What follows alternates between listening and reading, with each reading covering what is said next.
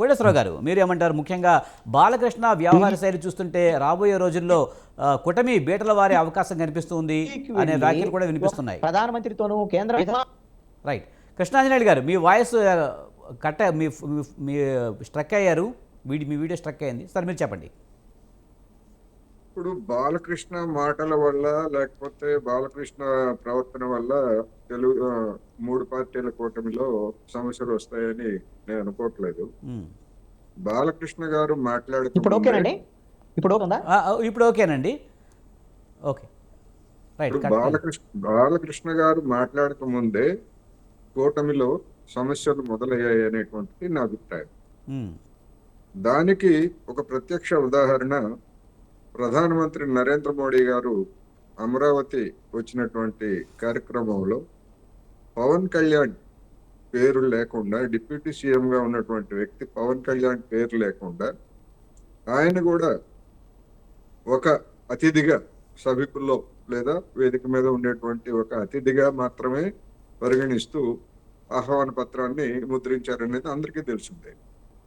దాని మీద జనసేన వాళ్ళు గొడవ చేసిన తర్వాత మరి మళ్ళా మరొక ఆహ్వానాన్ని ముద్రించి, డిప్యూటీ సీఎం పేరుతోటి మరొక ఆహ్వానాన్ని ముద్రించి చేశారు. ఇదంతా కూడా బాలకృష్ణ గారికి తెలియని అంశం కాదు, లేకపోతే తెలుగుదేశం నాయకులకు తెలియని అంశం కాదు.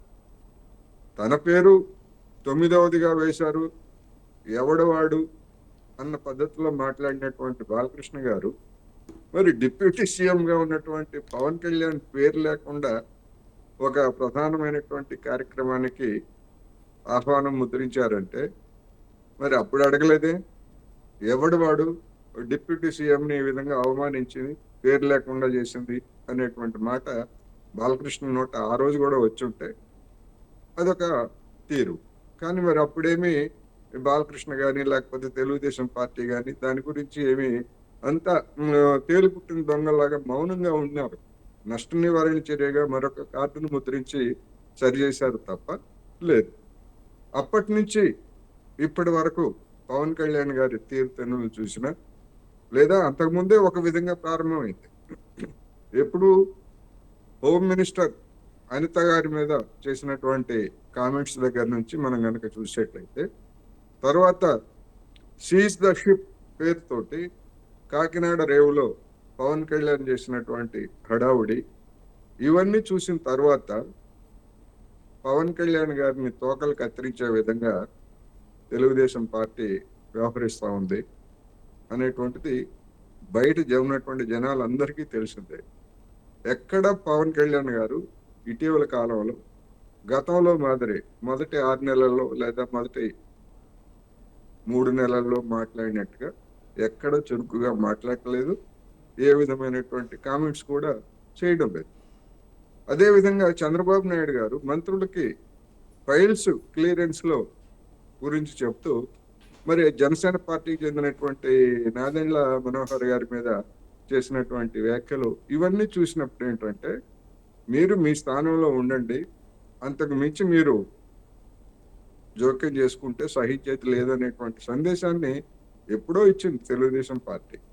అందువలన ఇప్పుడు మన బాలకృష్ణ గారు దాన్ని ప్రతిబింబించారని మనం ఏమి చెప్పుకోక్కర్లేదు. అసలు అటువంటి చాతుర్యం బాలకృష్ణ గారికి ఉందని కూడా నేనైతే అనుకోవట్లేదు.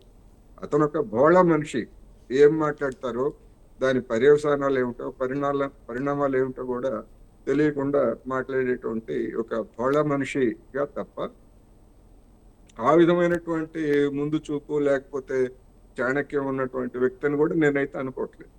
అందుకని ఇది ఏ విధంగా ఉంటుంది, ఇప్పుడు చిరంజీవి గారు చుట్టూ తిరుగుతుంది. చిరంజీవి గారు వెంటనే ఆయన ఉన్నటువంటి ఆప్షన్స్ ప్రకారం ఒక స్పందన చేశారు. ఎందుకు ఈ విధమైనటువంటి రచ్చ చేసుకోవాల్సిన గొప్ప విషయమా అది? మరి ఆ కామినేని శ్రీనివాస్ గారు ఎందుకు ప్రస్తావించారో సందర్భం ఏంటో నేనైతే అది మొత్తం చూడలేదు. ఆయన మాటలు విన్నాను అది తప్ప ఆ కామినేని శ్రీనివాస్ గారు దీన్ని ఎందుకు ప్రస్తావించారో, దాని మీద బాలకృష్ణ గారు ఈ విధమైనటువంటి రియాక్షన్ ఎందుకు వచ్చిందో. అందుకని మొత్తం మీద చూసినప్పుడు ఏంటంటే మూడు పార్టీల కానీ మధ్య కూడా ఏదేమైనా మన్నం కోటేశ్వరరావు గారు ఏదైనా జగన్ టార్గెట్ చేద్దామనే ఉద్దేశంతోనే కామినేని శ్రీనివాస్ కూడా మాట్లాడిన సందర్భం, ముఖ్యంగా జగన్ సీఎంగా ఉన్నప్పుడు ముఖ్యంగా సినిమా వాళ్ళందరూ వెళ్ళి మాట్లాడినప్పుడు కూడా ఆ సమావేశాల్లో బాలకృష్ణ పాల్గొనలేదు. అసలు పాల్గొనకుండా ఇప్పుడు ఇలాంటి కామెంట్స్ చేయడం అనేది అది కూడా ఎవడో గట్టిగా మాట్లాడలేదని చెప్పి అంటున్నారు. ఇప్పుడు అప్పుడే ఈయన ఆహ్వానించినప్పుడు ఈయన వెళ్ళి ఈయనే గట్టిగా మాట్లాడినా బాగుంటుంది కదా. అది వేరు. నేను అనేది ఇప్పుడు కామినేని శ్రీనివాస్ గారు ఆ ప్రతినిధి వర్గంలో సభ్యుడు కాదు. ఆయన అక్కడ ఏం జరిగింది అనేటువంటిది అప్పుడు వెళ్ళినటువంటి వాళ్ళు చెప్పేదాన్ని బట్టి, లేకపోతే లీకులు ఇచ్చేటువంటి దాన్ని తప్ప మనకి మీరు కానీ నేను కానీ కామినేని శ్రీనివాస్ కానీ లేకపోతే మన బాలకృష్ణ గారిని ఎవరు చూసినటువంటి వాళ్ళం కాదు. నేనేమంటున్నానంటే ఇప్పుడు సందర్భం ఏమిటి, జగన్మోహన్ రెడ్డి గారిని టార్గెట్ చేయదలుచుకుంటే అనేక విషయాలు ఉన్నాయి, అనేక విషయాలు ఉన్నాయి. అదొక వివాదాస్పదమైనటువంటిది. లేదా రెండోది చిరంజీవి గారు అనేటువంటి వ్యక్తి మరి పవన్ కళ్యాణ్కి నాగబాబు ఆ సంబంధాలని మనమేమి వాళ్ళేమి కాదనుకోవట్లేదుగా, వాళ్ళేమి శత్రువులు కాదుగా. ఇప్పుడు నాకు అనిపిస్తోంది అసందర్భంగా ప్రస్తావన చేశారు. ఆ అసందర్భ ప్రస్తావన మీద బాలకృష్ణ గారు చేసినటువంటిది మరింత రచ్చ చేశారు. ఆ రచ్చ అయినటువంటి దాని మీద స్పీకర్ గాని, డిప్యూటీ స్పీకర్ గాని, లేదా సభానాయకుడిగా ఉన్నటువంటి చంద్రబాబు నాయుడు గాని స్పందించకపోవడం అనేటువంటిది మొత్తం మీద చూసినప్పుడు బాలకృష్ణ అనేటువంటి వ్యక్తిని పక్కన వెళ్ళిపోతా ఉంది. అసలైనటువంటి వాళ్ళు వీళ్ళు ఏం చేస్తున్నారు, ఆయన అట్లాగే మాట్లాడతారు. ఇందాక మీరు చెప్పారు కదా, బయట అట్లా మాట్లాడారు ఇట్లా మాట్లాడారు, అది అందరికీ తెలిసిందే. మరి వీళ్ళేమిటి, వీళ్ళెందుకు అదుపు చేయలేకపోయారు, నష్ట నివారణ చేయలేకపోయారు అనేటువంటి సమస్య. ఇక వైసీపీ వాళ్ళు ఉపయోగించుకుంటున్నారా అంటే వైసీపీ ఉపయోగించుకుంటుంది, అందులో తెలియని రహస్యం ఏముంది. ఇప్పుడు ఆ మూడు పార్టీల మధ్య తలెత్తినటువంటి స్వల్ప విభేదాలు కావచ్చు, లేకపోతే మాటలకు సంబంధించినటువంటి అంశం కావచ్చు, ప్రతిపక్ష పార్టీగా జరిగిన దానికి చిలవలు పలవలు అల్లి వాళ్ళు ఉపయోగించుకోవడానికి వాళ్ళు చూస్తారు. కానీ అటువంటి అవకాశం ఇవ్వకూడదు కదా వైసీపీకి. నేను చెప్తున్నది అది. అటువంటి అవకాశం ఇచ్చినటువంటి వాళ్ళు వీళ్ళు. మరి వాళ్ళ నోరు మోయించాలంటే వీళ్ళ దగ్గర నుంచి సరైనటువంటి సమాధానం కావచ్చు, సరైనటువంటి యాక్షన్ కావచ్చు బాలకృష్ణ ఉదంతం మీద ఇటువైపు నుంచి వస్తే వాళ్ళ నోరు మూతపడుతుంది. లేనప్పుడు సహజంగానే మామూలుగానే రెచ్చిపోతుంటారు వైసీపీ వాళ్ళు. ఇప్పుడు ఇంకా వాళ్ళకి అవకాశం వచ్చింది కనుక విభేదాలు ఉన్నాయనో లేకపోతే ఇంకోటనో రకరకాలుగా మనకు తెలియని విషయం ఏం కాదు. అందుకని నేననేది బంతి ఇప్పుడు చంద్రబాబు నాయుడు గారి చేతిలో ఉంది. మరి ఆయన బంతి విసురుతారా లేకపోతే అలాగే పెట్టుకుంటారా, ఏం చేస్తారనేటువంటిది మనం చూడచ్చు. అంటే కోటేశ్వర గారు ముఖ్యంగా గతంలో కూడా మనం చూసాం వైసీపీ నేతలు కొడాల నాని కానీ, పేరు నాని కానీ, జోగి రమేష్, అలాగే రోజా, అంబటి ఇలాంటి వాళ్ళందరూ కూడా ఇష్టం వచ్చినట్టు మాట్లాడేవారు. చట్టసభల్లో కూడా ఇలాగే మాట్లాడేవాళ్ళు. ఇప్పుడు బాలకృష్ణ మాట్లాడుతున్నారు. నిజంగా వీళ్ళందరికీ అవగాహన లేకపోతే ఇదే రాజకీయం అనుకుంటున్నారా? అవగాహన లేక కాదు, నా అభిప్రాయం వాళ్ళ స్థాయి అది. రాజకీయాల్లో ఎలాంటి స్థాయి కలిగినటువంటి వాళ్ళు రాజకీయాల్లోకి వచ్చారు, లేదా పదవులలోకి వాళ్ళు బాధ్యులుగా ఉన్నారు, లేదా ప్రజాప్రతినిధులుగా ఉన్నారు, ఏమిటి అనేటువంటిది వాళ్ళ స్థాయి అది. ఆ స్థాయి ఏమిటి అనేటువంటిది జనం నిర్ణయించుకోవాల్సిందే. అది అధమ స్థాయి అని కానీ లేకపోతే ఉన్నత స్థాయి అని కానీ నేనైతే చెప్పను. వాళ్ళ స్థాయి అది, అంత మాత్రమే. అదే మాత్రమే నేను చెప్పగలను. అటువంటి స్థాయి కలిగినటువంటి వాళ్ళు అసెంబ్లీకి కానీ లేదా చట్టసభలకు కానీ లేదా మంత్రులుగా కానీ ఏ విధంగా ఉన్నదేయగలరు, ఇది సమస్య. కానీ ఈ వ్యవహారంలో బాలకృష్ణ మీద చర్యలు తీసుకునే అవకాశం ఉందంటారా? చర్యలు తీసుకోవాల్సిన అవసరం ఉందంటారా? చర్యలు ముందు తీసుకోవాల్సింది స్పీకర్ కార్యాలయం తీసుకోవాలి చర్యలు.